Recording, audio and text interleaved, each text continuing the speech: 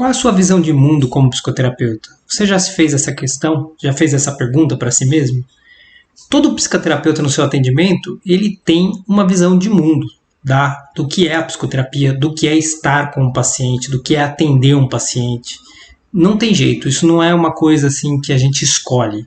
A gente entra como profissional, seja em que área for, mas na psicoterapia isso é muito mais sensível, a gente já chega com um determinado modo de ver as coisas, um determinado modo de ver a situação clínica, o que é a clínica, o que é a cura daquele paciente, o que é uma depressão, o que é uma ansiedade.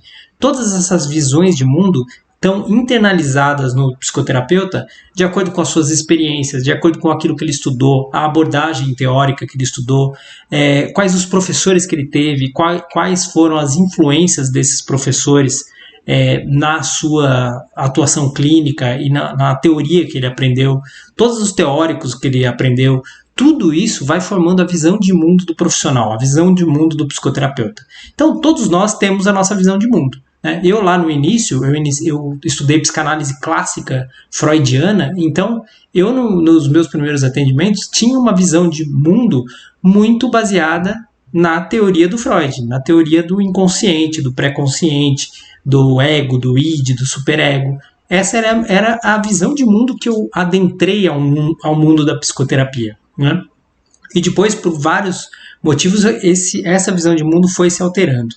E eu fui me questionando cada vez mais por que eu tinha aquela visão de mundo, se aquela visão de mundo era realmente a mais adequada. E essas questões são muito enriquecedoras para o psicoterapeuta. Um psicoterapeuta, seja ele de que abordagem for, ele não pode sair da faculdade ou sair da teoria achando que ele sabe o que vai fazer na prática. Porque quando ele se defronta com a prática, ele vê que não era nada daquilo da teoria. Como eu digo, assim, na teoria a prática é outra, né? A prática sempre é diferente da teoria. E a gente tem que se adequar e aceitar isso como um fato. E uma das primeiras coisas que a gente precisa pensar, e pensar seriamente, é numa coisa que a filosofia chama de arché e telos. Arché é a origem, né? Ou seja, de onde eu vim. Qual é a minha compreensão de o que eu estou fazendo aqui? Qual é a minha compreensão de onde eu vim? Né? E o telos é qual é a minha compreensão do meu destino, da minha finalidade, ou seja, para onde eu vou. O arché é uma teoria dos pré-socráticos e o telos é uma teoria aristotélica que ajudam a gente a balizar o autoconhecimento. Então, de onde eu vim? Né? Essa é a questão fundamental, a pergunta fundamental, a pergunta pelo ser, a verdadeira pergunta pelo ser, de onde eu vim e para onde eu vou. São as duas perguntas fundamentais que o ser humano deve se fazer. Né? Quem ele é, de onde ele veio e para onde ele vai. E é bom cada um de nós termos clareza de que todos nós temos uma compreensão da nossa arché e do nosso telos. Todos nós temos uma compreensão da nossa origem e do nosso destino. Se você acha que você não tem, é porque o falatório e a impessoalidade do mundo, eles fazem isso por você. Então você vai vivendo a sua vida de acordo com o que disseram, de acordo com aquilo que foi falado, de acordo com um pensamento que muitas vezes você acha que é seu, mas que não é. Então é muito importante que você reflita sobre essas duas perguntas fundamentais, as duas perguntas filosóficas fundamentais. E assim você começa a poder questionar a sua visão de mundo, a sua visão também como psicoterapeuta.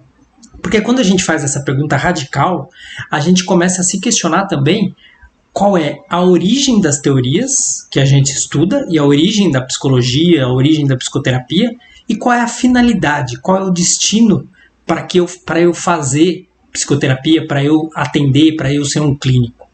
Pode ser que a gente tenha, assim, as coisas mais rasteiras possíveis. A origem da psicoterapia eu nem sei. Eu não estudei, eu não sei qual é. Eu simplesmente peguei aqui na faculdade, entrei na faculdade, comecei a estudar, me passaram umas matérias e eu fui estudando aquilo e fui engolindo aquilo e fui aprendendo aquilo sem me questionar muito como é que se originou, quem foi o pai fundador, por que ele fundou daquele jeito, quais eram as reais noções que ele tinha. E também a finalidade do que eu faço pode ser por dinheiro, pode ser porque eu preciso me sustentar, porque eu preciso trabalhar. Essa pode ser, por exemplo, pode ser uma finalidade de uma pessoa comum, tá? Uma pessoa mediana que a gente vê por aí. Mas também tem as pessoas que estão procurando mais, né? Que sabem que a finalidade da psicoterapia é uma finalidade que tem uma nobreza envolvida, que tem uma vontade de auxiliar o próximo também, que, é claro, é uma maneira da gente se sustentar, é o nosso trabalho, perfeitamente, mas também todo psicoterapeuta que faz isso por amor, ele também teve que resolver questões suas, ele também sabe a importância que tem a psicologia, a psicoterapia para ele mesmo e para as pessoas que ele atende.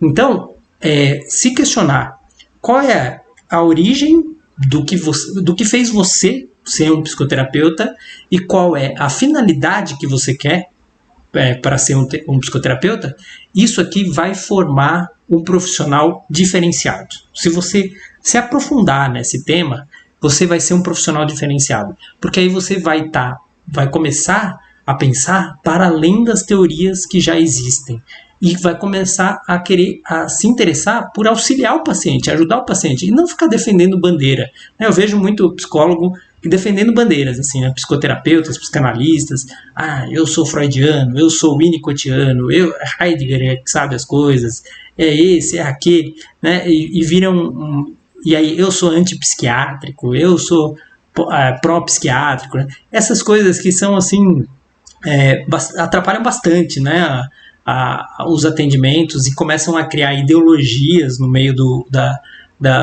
ramo da psicoterapia, brigas, né? Aí tem a psicologia experimental, aí a psicologia com evidências científicas, aí tem a fenomenologia, aí tem a humanista, a gestalt terapia, aí tem a terapia cognitivo-comportamental e o mindfulness, que são elas só que funcionam agora, né, por causa das questões científicas.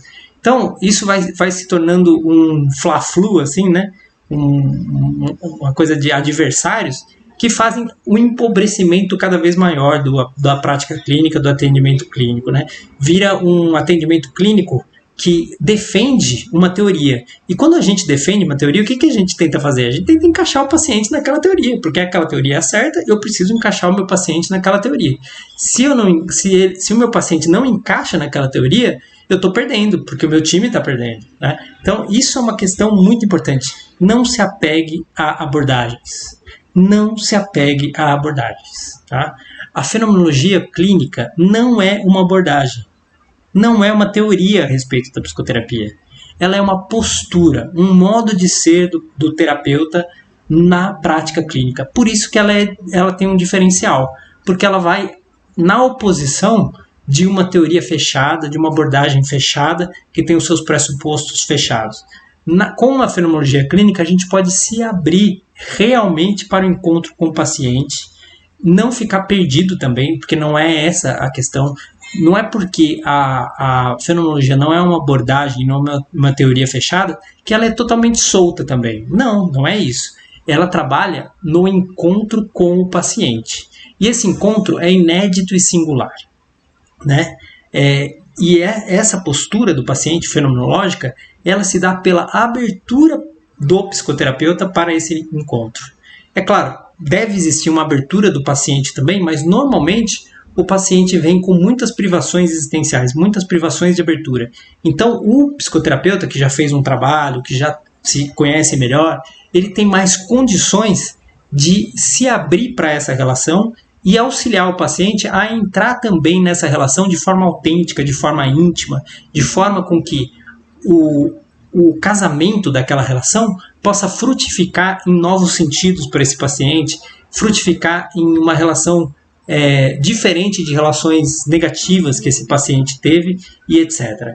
Então, o que a fenomenologia trabalha, o que a gente tem que se debruçar com a fenomenologia é na ligação entre paciente, na relação entre paciente e psicoterapeuta.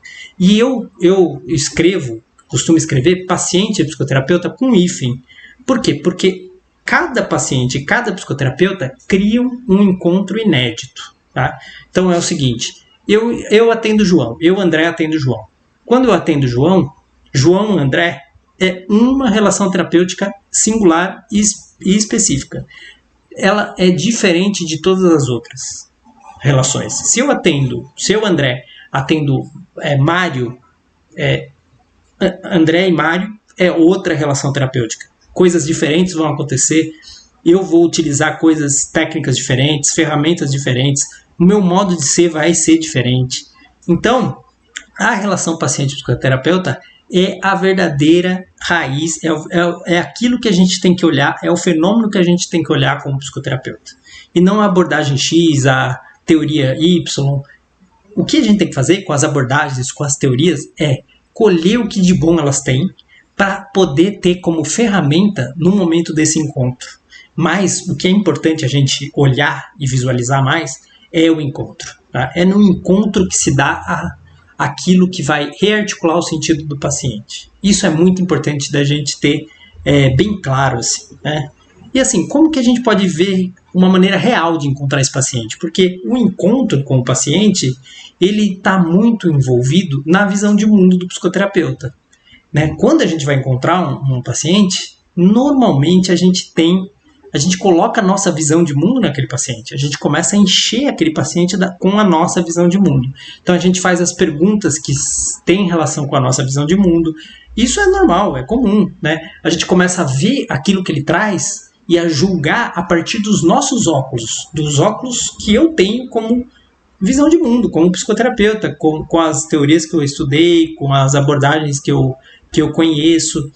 Então é normal isso, né? Mas a maneira mais real de encontrar o paciente, para que o encontro não seja uma representação do real, e sim seja a própria realidade, é suspender ao máximo a minha visão de mundo. É suspender ao máximo essa visão. Tirar ao máximo os meus óculos. É fazer a suspensão fenomenológica de maneira mais forte que eu conseguir. E isso não é fácil, tá? Isso exige treino, isso exige uma presença fenomenológica, uma postura específica fenomenológica que tem que ser treinada, que existem exercícios, inclusive, para isso. Existem modos de ser para o paciente treinar para que ele possa estar nessa condição. Não é assim fácil, não é do dia para a noite. Precisa ter muitas horas de voo também de atendimento, né? E suspender ao máximo essa teoria, essas teorias e essa visão de mundo, vai fazer com que o encontro se torne mais autêntico. E o encontro se tornando mais autêntico, a relação paciente-psicoterapeuta, ela vai ser muito mais vincular, e esse vínculo, essa ligação entre o paciente e o psicoterapeuta, é o que vai propiciar grandes avanços na terapia. Né? E aí, o título desse vídeo é 2 conceitos chaves para fazer isso. E quais são esses conceitos chaves para iniciar esse caminho? Quais são esses conceitos que o psicoterapeuta tem que trabalhar de forma muito forte e tem que treinar?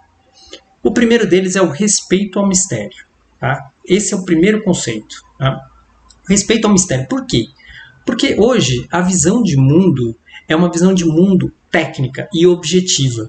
Então, X causa Y, logo eu preciso trabalhar dessa forma. Só tem uma forma de trabalhar. Então chega João, chega Mário, chega Manuel, qualquer paciente, e eu trabalho na mesma forma, no mesmo formato, com as mesmas técnicas, com o mesmo procedimentos, né? E isso empobrece de maneira muito grande a prática clínica. E faz com que o paciente ele fique assim, seja universalizado na sua singularidade. E essa universalização da singularidade do paciente tira muito a força desse paciente, tira muito o propósito dele. Então, o respeito ao mistério, ele faz com que a gente olhe aquele encontro e aquele paciente como algo misterioso, como algo que não está revelado, como algo que não é totalmente revelado para a gente. Esse é o conceito de verdade da fenomenologia. Não é um conceito de verdade fechado, ou seja, o paciente me falou que ele está com depressão porque aconteceu isso na vida dele. Tá, eu vou trabalhar isso então. Mas será que é isso mesmo? Né? Essa dúvida do paciente e fazer essas questões pro paciente com perguntas abertas, de forma assim que o paciente possa também entrar nesse processo de reflexão e entrar nesse processo de tentar compreender melhor as suas visões de mundo. Qual é a visão de mundo dele que está adoecendo ele? Porque muitas vezes os sentidos e a visão de mundo é que adoecem esse paciente, né? Então, esse é um papel muito importante do psicoterapeuta. Fazer esse trabalho de questionamento do que o paciente traz, mas devolvendo sempre para ele. Mas é um questionamento que não julga, e é isso que é o mais difícil, né? É um questionamento que não julga porque respeita o mistério do que é aquele paciente. Respeita os mistérios da história desse paciente, respeita o mistério da própria condição existencial desse paciente, do próprio axé desse paciente, de onde esse paciente veio, para onde ele vai, qual é a finalidade dele, né? Qual é a história dele. E a gente não sabe. O que a gente sabe é aquilo que o próprio paciente narra para a gente. E essa narrativa do paciente no tempo, essa narrativa do paciente que conta a sua própria história pela primeira vez e assim pode ouvi-la pela primeira vez também, né? Porque é isso que acontece numa psicoterapia. O paciente começa a contar a sua história e começa a ouvir em voz alta pela primeira vez a sua própria história. E ao ouvir a sua própria história pela primeira vez, ele tem novas compreensões. E a gente precisa respeitar muito o mistério dessas compreensões, o mistério de quem ele é. Se a ciência moderna acha que nós somos simplesmente um animal racional, ou um ser biológico, ou um ser cognitivo, simplesmente com bioquímicas específicas que tanto de dopamina, tanto de noradrenalina faz isso, faz aquilo, se a gente entrar já com essa visão, a gente não está respeitando o mistério. A gente precisa respeitar o mistério no ponto de duvidar do que é aquele paciente, de quem ele é, o que é ser um homem, né? Por que as coisas existem?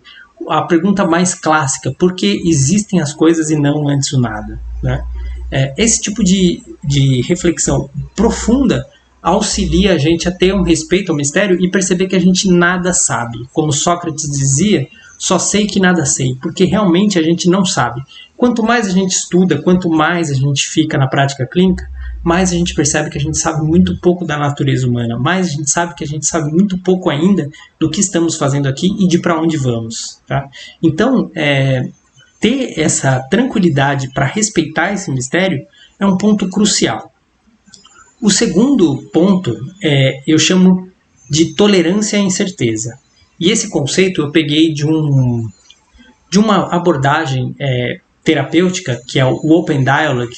Eu fiz um curso em Londres dessa abordagem, a abordagem finlandesa dos anos 80, que por meio do diálogo conseguiu resultados expressivos em uma cidade pequena lá da Finlândia, onde existia um hospital psiquiátrico, e por meio dessa abordagem do Open Dialogue, eles praticamente fecharam o hospital, porque todos os internos do hospital conseguiram parar a medicação, conseguiram sair do hospital por conta desse approach terapêutico. Muito interessante, fiz um curso lá em Londres e eles explicaram bem esse Open Dialogue. Quem quiser, quem tiver interesse, pode até pesquisar sobre isso no Google.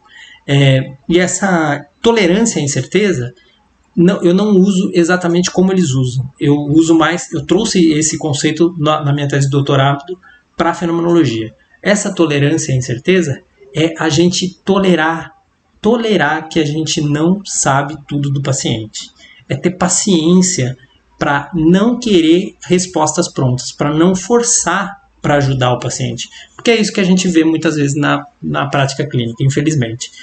O terapeuta, por conta de precisar do trabalho, precisa do dinheiro para sobreviver, precisa das consultas, ele tenta dar respostas que nem ele mesmo acredita. E ao dar essas respostas que nem ele mesmo acredita, ele vai tendo uma intolerância à incerteza. Ele não suporta a incerteza, né? E a nossa época ela é marcada por essa intolerância à incerteza.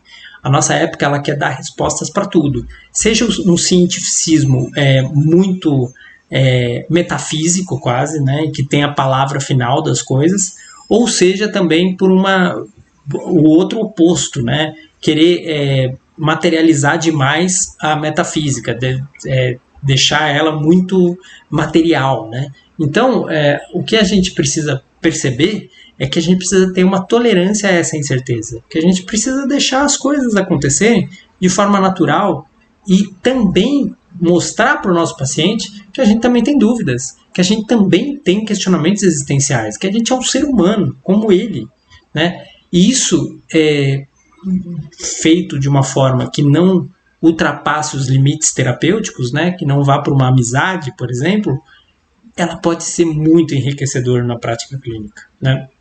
Eu, muitas vezes, com os meus pacientes, eu levanto questões e reflexões que eu mesmo tenho. Eu trago um pouco das minhas dúvidas, dos meus questionamentos, para a própria prática clínica, para o próprio encontro terapêutico, porque isso traz assim, uma humanidade do terapeuta.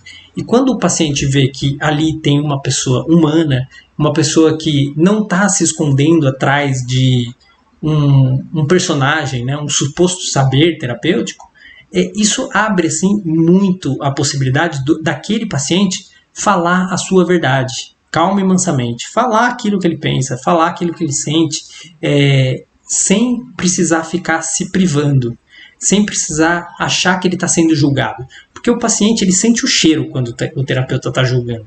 Ele percebe. Então, se você está pensando que se você está só pensando e julgando o paciente e acha que o paciente não sabe, não é assim não. O paciente sente. Existe uma comunicação que não é só verbal, não é só cognitiva. Existe uma comunicação afetiva também na prática clínica. E o paciente percebe os julgamentos. E normalmente os julgamentos vêm quando a gente não tem tolerância à incerteza. Quando a gente já tem pré-julgamentos bem formatados e bem sedimentados para a gente não perder as nossas certezas, os nossos princípios de certeza. E isso atrapalha muito o encontro terapêutico. Então, é muito importante a intolerância à incerteza. Então, essas são as duas chaves: o respeito ao mistério e a tolerância à incerteza. Se vocês tiverem alguma dúvida a respeito disso, podem fazer perguntas aqui. Algumas pessoas têm feito perguntas, às vezes, no privado. Podem fazer perguntas aqui, comentar, pode compartilhar, pode subscrever o canal, que isso me ajuda muito. Curtir o vídeo também. E espero que tenham gostado. E até a próxima.